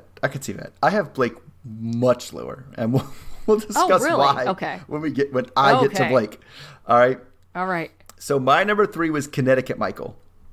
I gave every Michael a location so we know which Michael I'm talking about. Yes, I know, right? Yes, agreed. Because, I mean... I did that too, actually. He's like, he's raising good kids. It seems like a solid relationship. Yes. It just, sometimes he seemed to get a little bit too defensive about some stuff. And, like, we talked about his asshole-ish nature when they broke up with, when him and Sarah broke up. Like, that was kind of on him and him being a jerk about stuff, So, so not the top, but... still pretty solid. I can't knock somebody who's being a good dad like that. Right. Okay, what about your number 4? My number 4 was Washington Mike. Because I feel like the Washington Mike that you hated at the end is a Washington Mike that has just been beaten down by Natalie so much that he's just like... Probably. Yeah. Can't even deal. So I like Mike without Natalie, and I like Mike that had with Natalie's mom. Like, there's a lot of Mike that I like. It just seems like Mike with Natalie when she's being her, when she's being at her worst, is not the greatest dude. Interesting. So my number 4 I had is Annie.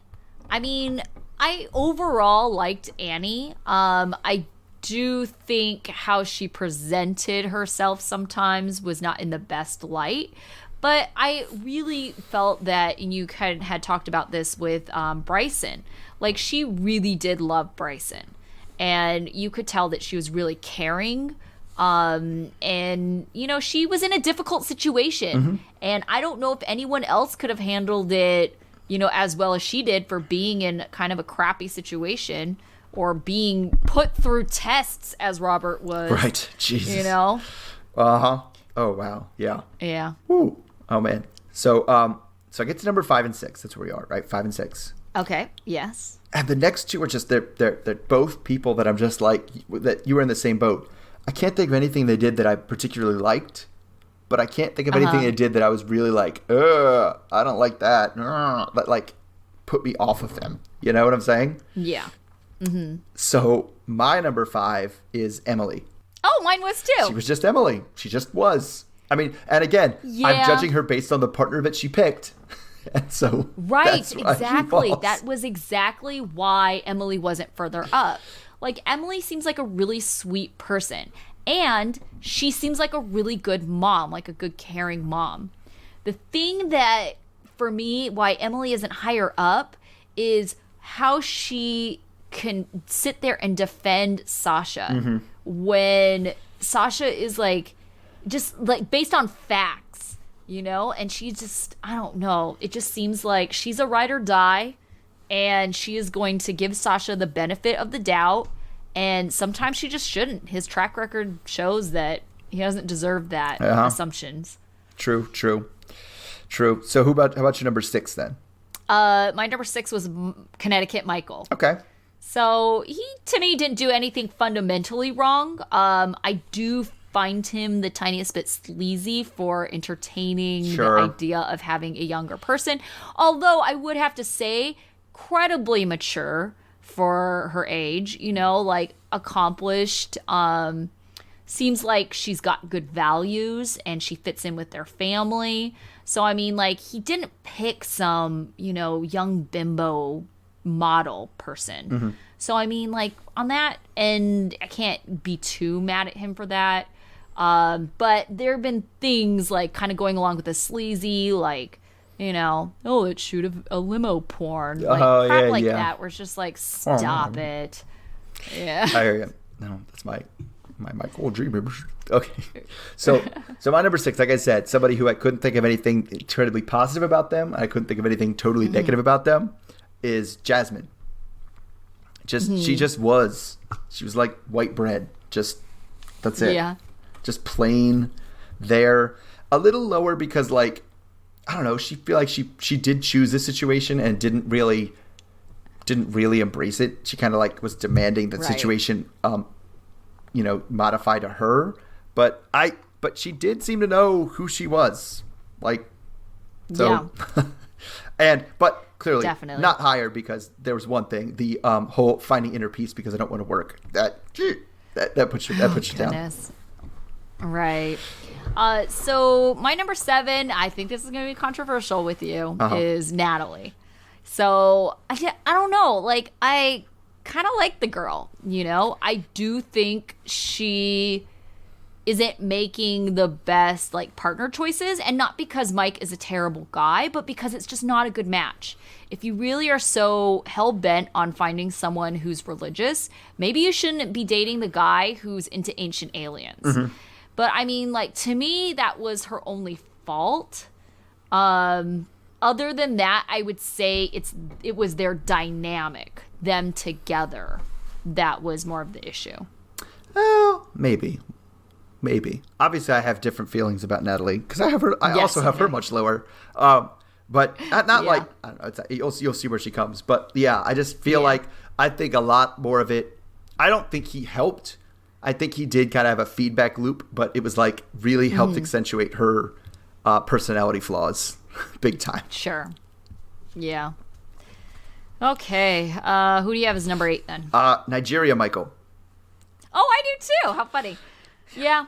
I mean, it's not much to say. He's a known quantity. He's been in it. He didn't do any BJs this time. No. He didn't get any cakes in his face this time. He kind of handled it. It was normal. He actually got what he wanted one time. That's good for Michael. Right. So. Yeah. I think he's kind of in the middle of the list because, he hasn't done a whole lot of really great things. He hasn't done a lot of really terrible things. I don't really like that he's kind of abandoned his friends. I mean, I don't know his friends enough to know, like, if they're worth being abandoned. Right.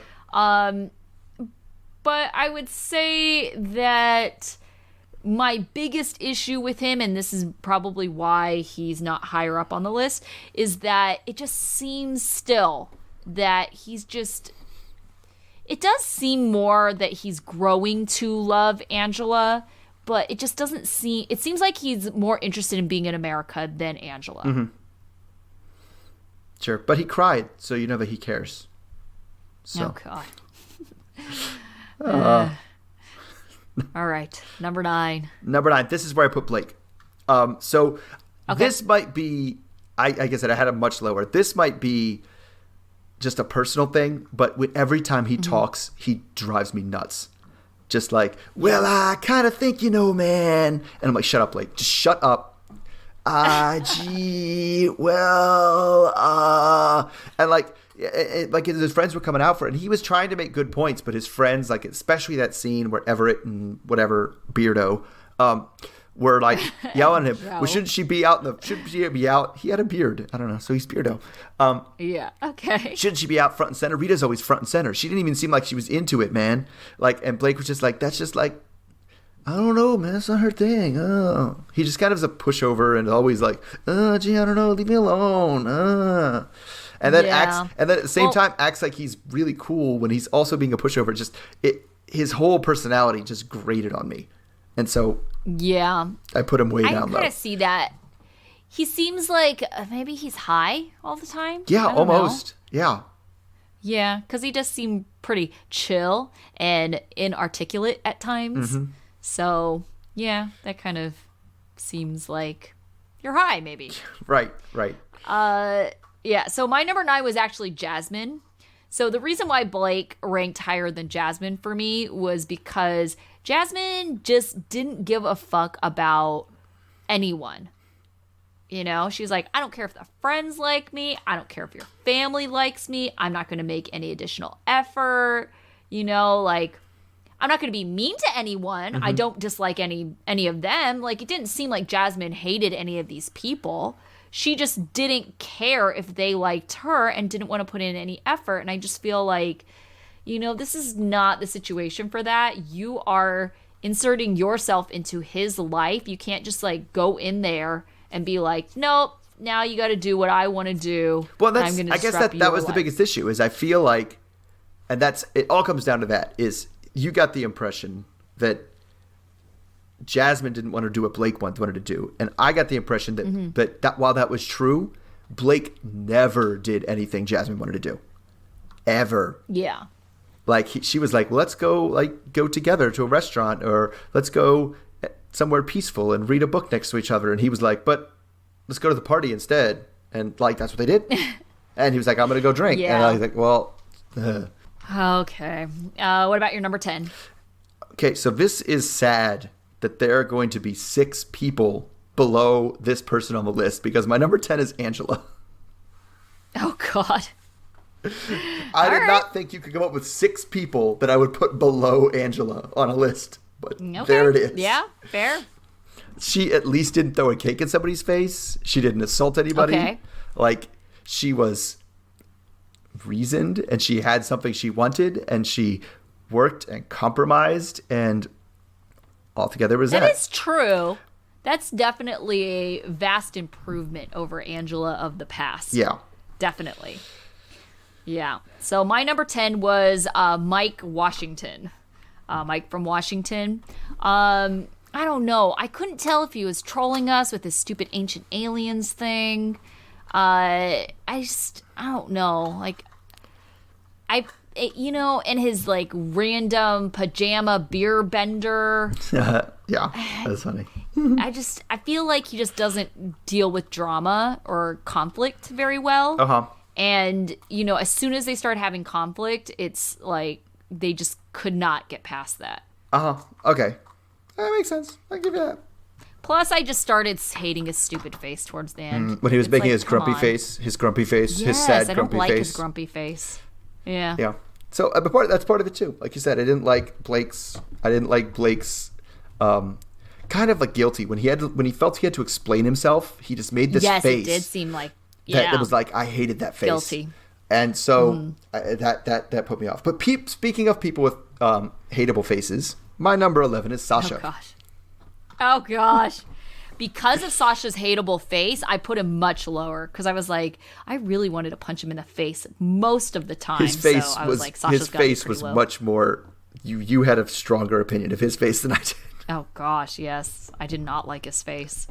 But I don't know. He was just selfish and things, and I do think a lot of his stuff that was the worst stuff, the throwing away the food and stuff. I think that was like production egging him on. But like, I don't know. He just didn't seem wildly self-aware. He didn't take any responsibility for his 2 failed marriages, and was like, yeah, and all the body shaming and stuff that went along with both Betsy and Emily. So yeah, pretty low on the list. Yeah. So my number 11 was Marcel. It's like, you're the village idiot. You cannot learn English. So you decide, the best thing to do is to lie to my family, go to another country, marry this person, and then deny the kids. They all know about it. It's like, what's wrong with you?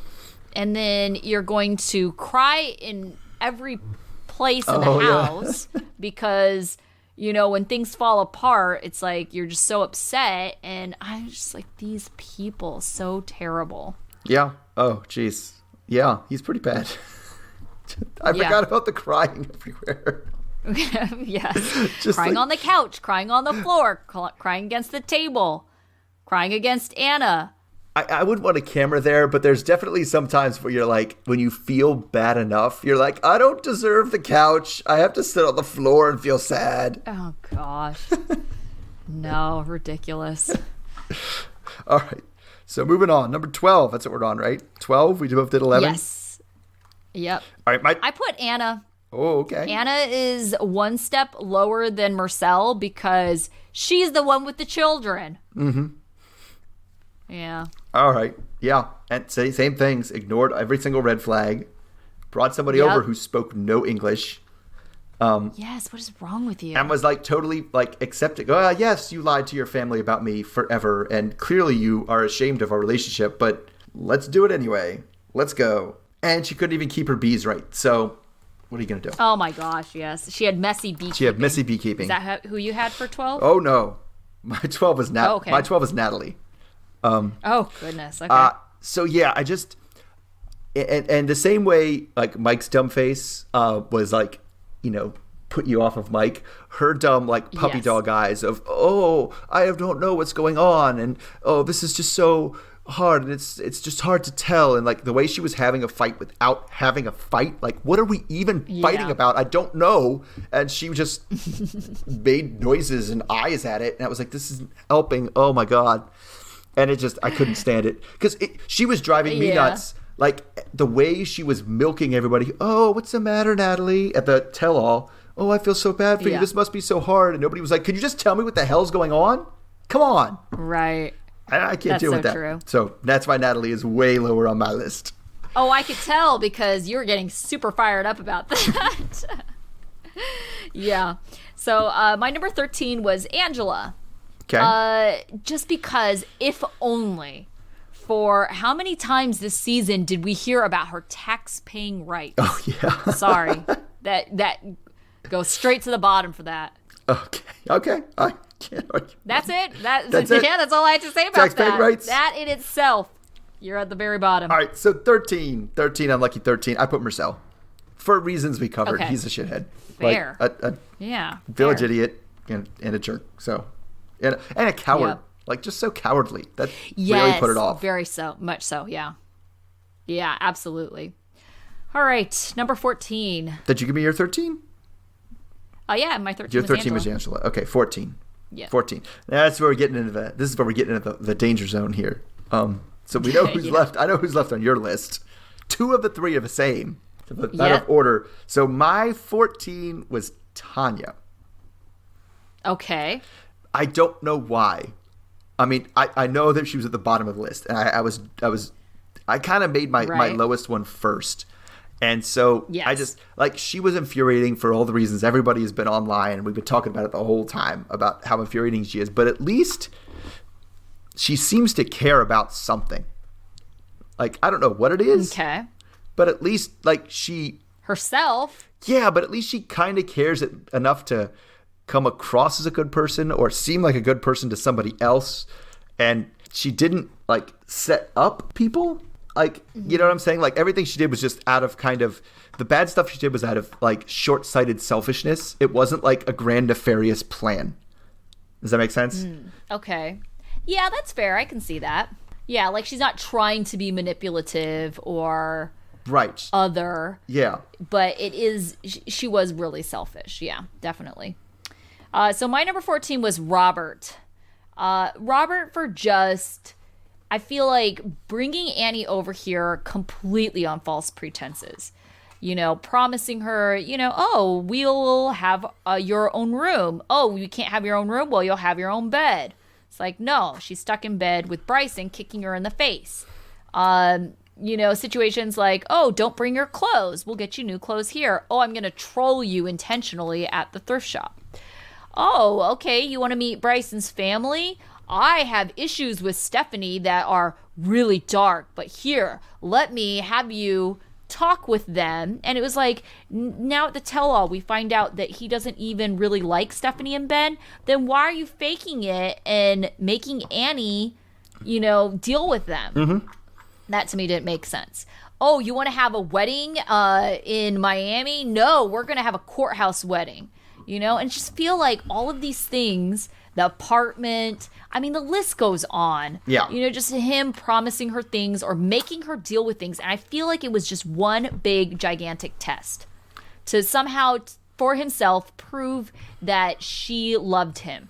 Yes, which is why Robert was my 15 after Tanya for those same reasons. Yeah. Because they treated their partners equally shitty.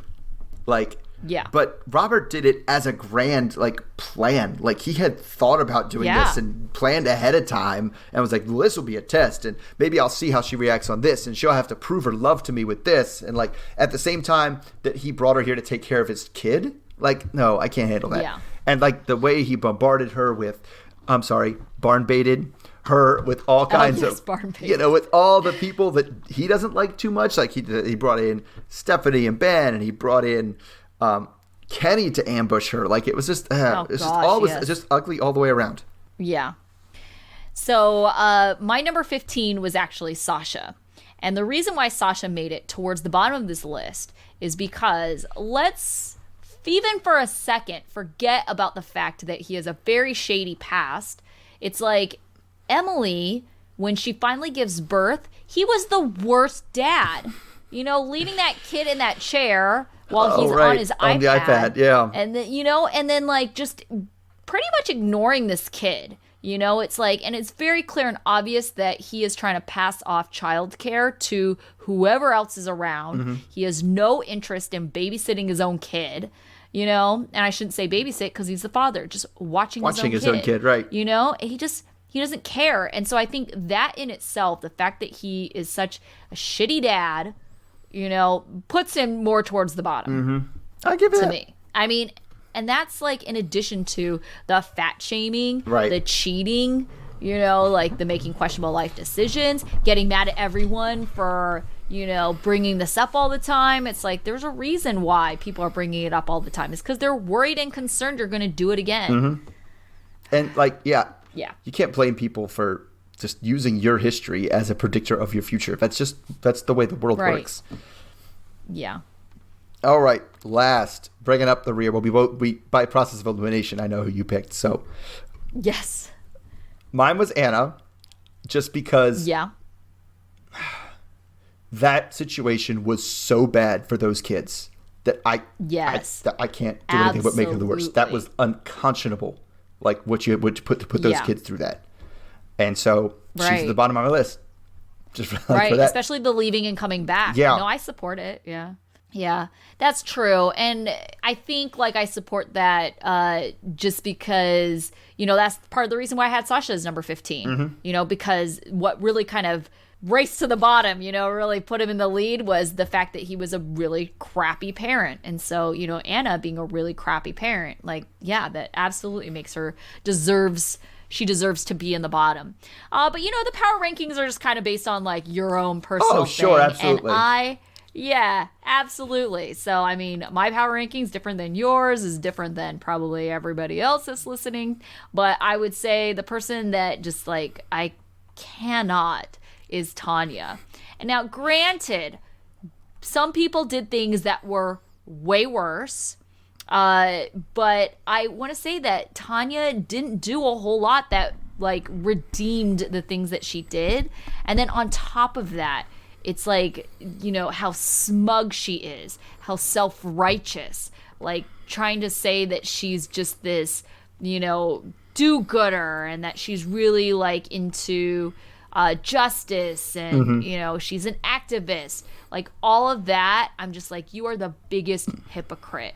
And I just cannot stand any of that.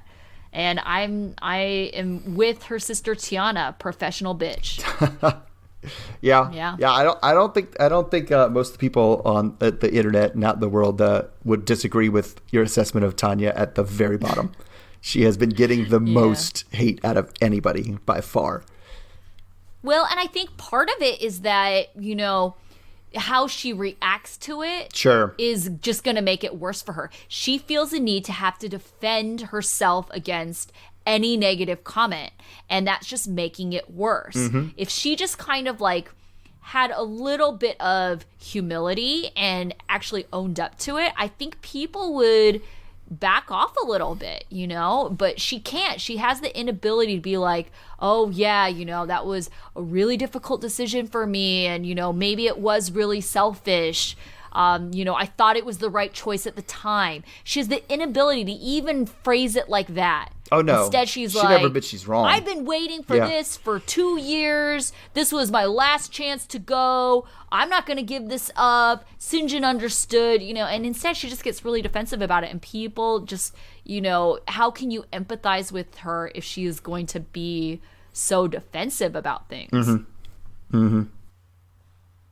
Yep. And of course, she's the one who's going to come back. So So we're gonna have to cover more of her later. More of her. Well, we get to cover more of Darcy next week. So. Oh God, why? I have not looked at any of these couples, but there is one thing that I am kind of curious about. So, Mr. O knows that I intentionally don't watch the trailers to these things just because I like to get my first impression and not really have any judgment before I see more.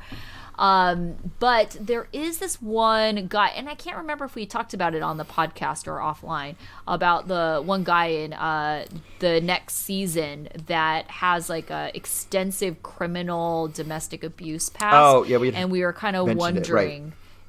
yeah, if this person was actually going to be featured or not. So I don't know. Did he show up in the trailer at all? I don't know what his name was. I didn't look that close. Okay. I know there was a person, but I didn't know who it was or if he was in the trailer or anything. Okay. All right. Well, I guess we'll find out. Well, I guess we'll find out. We should probably look it up so we'll know, oh, this is the guy. This is the one. Yeah. Well, I think I would recognize his face. Okay. But I definitely would not. Names not good with, so. That's because they're all Michael. They'll just have every man next season is going to be Michael. Right. I was going to say, when we were doing our power rankings and we had to come up with, who was on the show, and I was like having a hard time remembering everyone. And then I was like, Michael. And for some reason, I could only think of 6 couples at that time. And I was like, Michaels are literally half the guys on the show? What's going on? Oh, man. Yeah. So many mics. I know. We'll switch. Right? They'll all be like Jim next time. Jim, James, Jimbo, and Jameson. I think that's a common enough name. It's pretty common. I have to look it up. Michael's John, maybe. John. John is not as common as you'd think it would have been more. Like, I feel like... I don't know. I feel like I know a lot of everybody Johns. decided John was popular, and so then everybody stopped using it all at once, is what I feel like happened. I think the same thing happened with Mary. Like... Oh, goodness. I've never known a Mary. See? A very elderly Mary. That's it. Yeah. I feel like we're up and coming with Taylors. Uh-huh. There was definitely a time earlier in my teaching career. A lot of Taylors. Well, I feel like... Taylors and Blakes. I'll date myself, on this. I feel like when I was growing up, there were 1,000 Sarahs. There were so many Sarahs. Yeah. Sarahs, Jennifers. Uh-huh. There was a lot of Sarah and Jennifers. Matts. Michelles. We had a lot of Matts. A lot of Michelles. Yes, I feel like that might be the next name. Yeah. Matt. All right. Yeah, I might have We'll take it. We'll take it. That'll be it. We'll look Matt, and Matt. Okay. Perfect. Yeah. Oh, that won't get confusing. Then we have to know all of their locations again. It'll be like Matt and Matthew and Mateo and we'll be God. Maddie. Yeah. All right, so we're gonna. All right, sounds good. We will hit before the 90 days. We'll hit season 4. Is it of Before the 90? I think so. Oh, yeah. Season 4, episode 1 next time, and we'll give our quick first impressions of all the couples, which will be totally wrong, except for Darcy and Tom, because we know what we're getting out of them. So we already know they're terrible. Right. Okay, so we'll see everybody then. Okay. Bye. Bye.